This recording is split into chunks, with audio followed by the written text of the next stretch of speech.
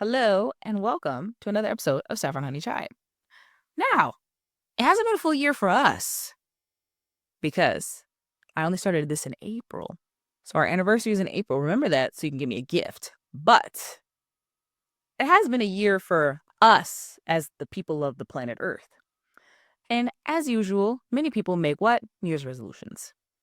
Now, did I make New Year's resolutions? Yes and no.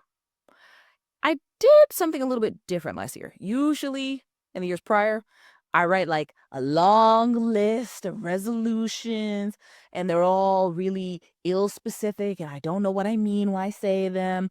But this year, I set up something quarterly goals, and it served me so much better because every quarter I would have a couple to hit and I'll put some bonuses. So it's like, oh, okay, if I hit this is great. But if I don't, it's fine. And then halfway through the year, I did go back and I said, what? Let's reassess. And I reassessed and it was splendid because all the things that I didn't meet, I was able to hold myself accountable and say why it didn't happen. Some things were outside of my control. There were certain situations that like simply wouldn't have allowed it to occur. But many things, if I didn't do them in the quarter they were initially assigned, I did them later on in the year and I still got my little success feeling. I still got my little, we're patting myself on the back. We're feeling great about that. And it was so much better for me to do it in quarterly goals because usually we write our list of resolutions and we put it away somewhere. We don't look at it again until later.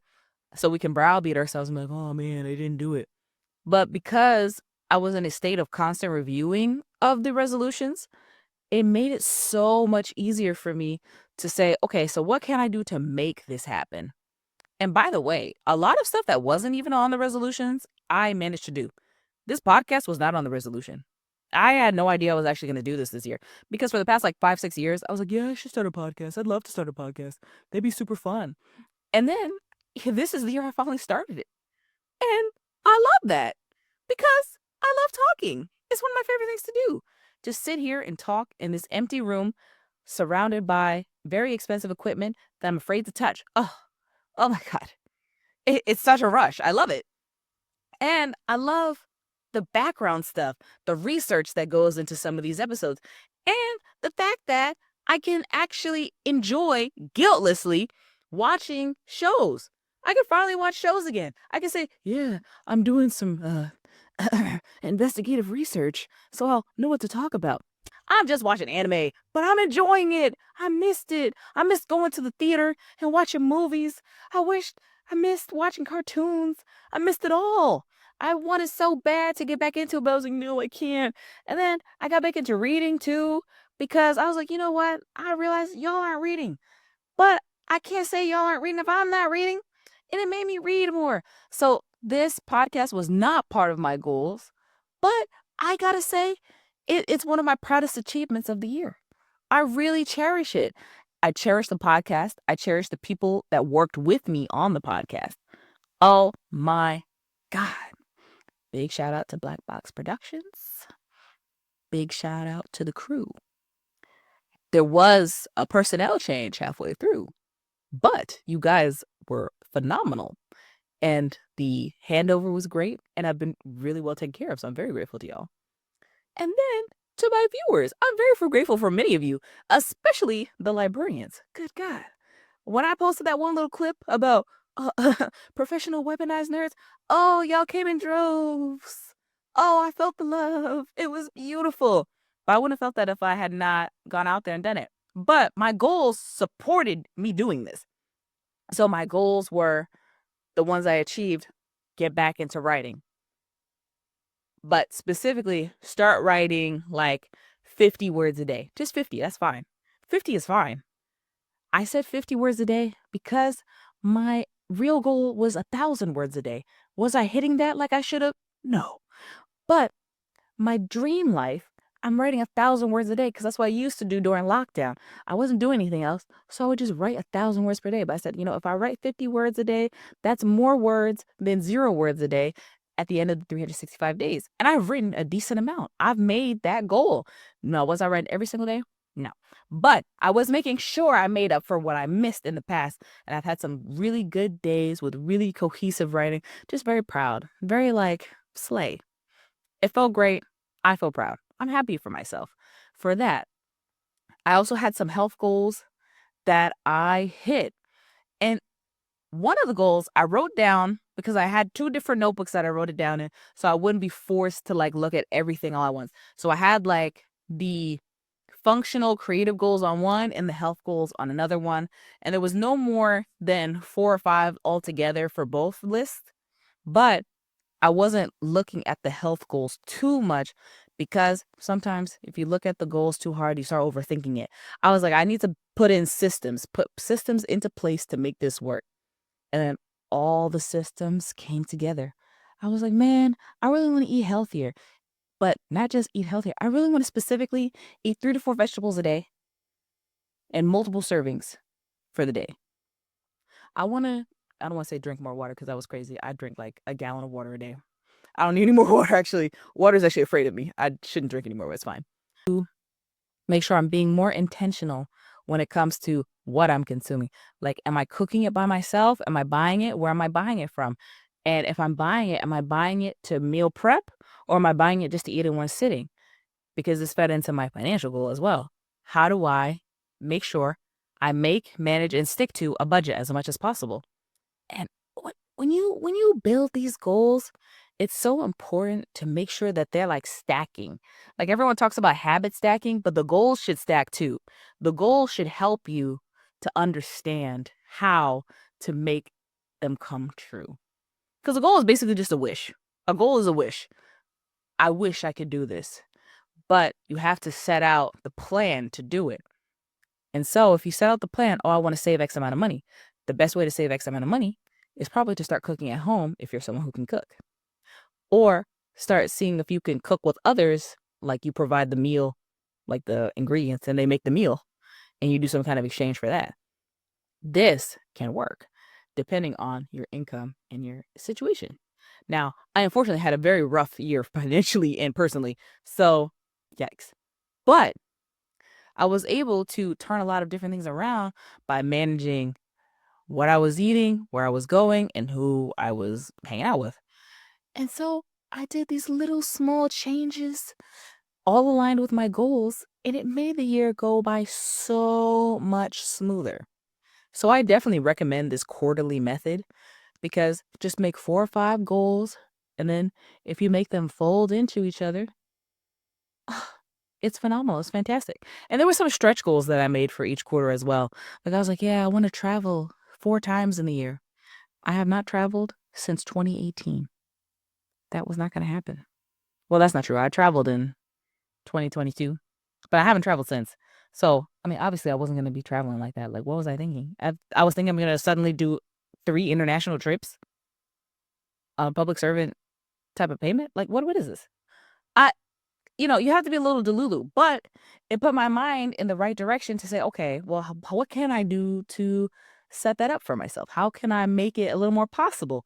So I would like use my credit card that has travel miles. So I have some travel miles stacked up. Look into travel information. So now I know for the future, oh, okay. And now next year I have no choice but to travel because I have 2 weddings. So pray for me very hard right now with tears. But it was very easy to just sit down and say, okay, these are my 20 goals for the year. And then every month you look back, you say, okay, well, what have I done to feed into these goals? If I'm not writing every day, why am I not writing every day? What's wrong with my ability to write every day? Why am I not fulfilling this? If I want to eat healthier, okay, why am I not making sure I'm hitting up the grocery store on a weekday, not on a Sunday, so I don't feel overstimulated by walking into the store? Why am I not making things work for me? Why am I not leaning onto my community and say, hey, what do you guys have? Is there anything you guys are trying to get rid of? Is there any way we could help each other? Why am I not doing these things that I know work? You know what I mean? So having that once a month check-in was really good. And then once a quarter check-in, if I don't meet all 4 real goals of the quarter, okay, what has to change? Because something's obviously not clicking, right? And so then I do my readjustments. I would rewrite the goal and fold it into the next quarter Or into a later quarter if it was like, okay, there's some groundwork I didn't realize I had. No, there was some okay, there was some groundwork I didn't realize I didn't have. For example, one of my goals was to go to the gym more, but I was going to the gym more and doing the same stuff all the time. So I was like, wow, I don't feel like I'm getting a lot out of this. I feel like I'm kind of stagnating. And I was. But then I put myself in a position, started talking to different people, started hanging out with different people. And now I have someone that I talk to who helps me out in the gym. They're like, no, you got to do this. You got to do this. Oh, you're doing this wrong. You were hurting yourself. Didn't you notice that, like, after you did this, your back would hurt? It's like, yeah, I just thought that was how it's supposed to be. No, your back's not supposed to hurt from that. Your back's supposed to hurt from nothing because it's your back. And that's how you walk. All right. Well, thanks for letting me know. I realize. But my little check-ins helped me realize, oh, okay, I need to recalibrate a little bit. And now I have someone who helps me on the gym. I have someone else that I can go to as well because the gym provides that as a service. And I really, really, really did enjoy that. I enjoyed learning that, oh, wow, I like the gym. Some people, they have set up a fitness goal for the year and they're like, yeah, I'm going to go to the gym 8 times a week. But they don't like the gym. A lot of you guys, you need a Zumba class, bad. You need to be swimming, bad. You need a membership to your local community center so bad you can't even believe it. You need to be doing water aerobics at 1 in the afternoon with the older people. Like, or waking up at 4 a.m. to do those little exercises in the park with the typically Asian American grannies and grandpas. You need to be like out there like, it's so good for you. But not everyone's cut out for the gym because the gym is like a very specific environment. Not everyone wants to lift up heavy circles. Some people want to dance. Some people want to swim. Some people want to do yoga in a very hot room and almost die. And that is your right. But don't just like fall into that trap of seeing what everyone's doing on social media is like, yeah, I'm blasting my glutes. I'm getting really kicked up. You don't have to do that. You can do things you enjoy. That's the point, I fear, to do things that you like. And I just did things that I like. I just happen to like lifting heavy circles. It works for me. I love it. And it fed in really well to my fitness goals because now I can punch a lot harder and I can lift heavier stuff. I put a heavy box on my shoulder like Rosie the Riveter. I'm like, yeah, I got you. I'm so strong. Knees still hurt, but I'm strong and mentally much more resilient because I folded in time for all the reflection and I was very honest with myself about, okay, this is where I'm not meeting my own standards and this is how I can rectify that. Ooh, the reflection is kind of hard. I'm not going to hold you. I didn't always like it. I didn't always like having to say, "Oh, I failed. I didn't succeed." And it felt bad.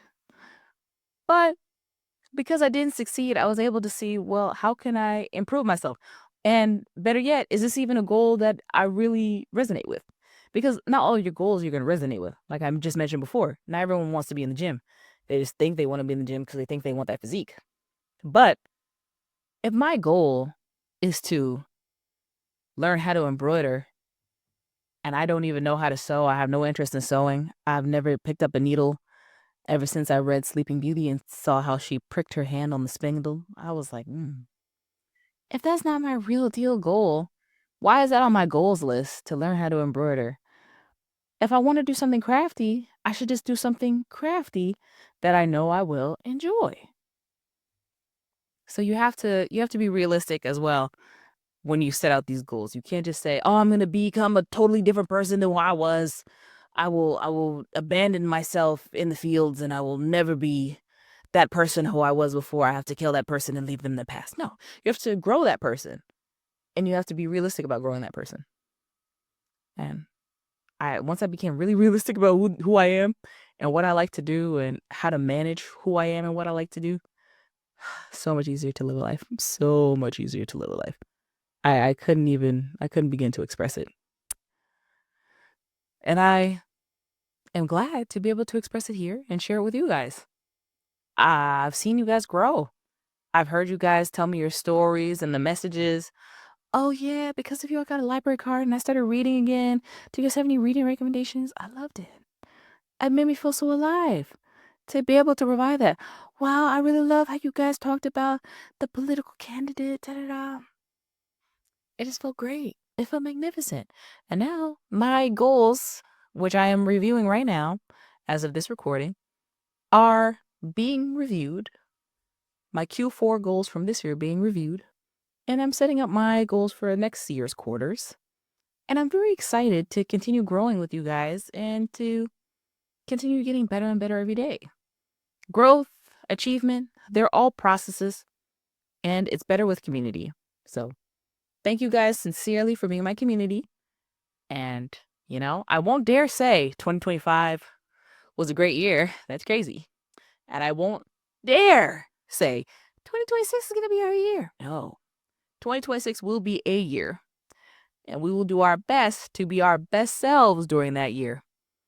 But I have no hopes for 2026 simply because I learned very hard lessons about hoping too hard. But with all of you, hope seems a lot safer and a lot closer at hand. So I wish you all luck in your 2026 resolutions and reflections. And I hope very deeply that you get everything that you want in life and that you have a beautiful and safe new year. I wish you truly and genuinely all the best. And I thank you so much for taking the time to tune in. And with that, I'll see you next year.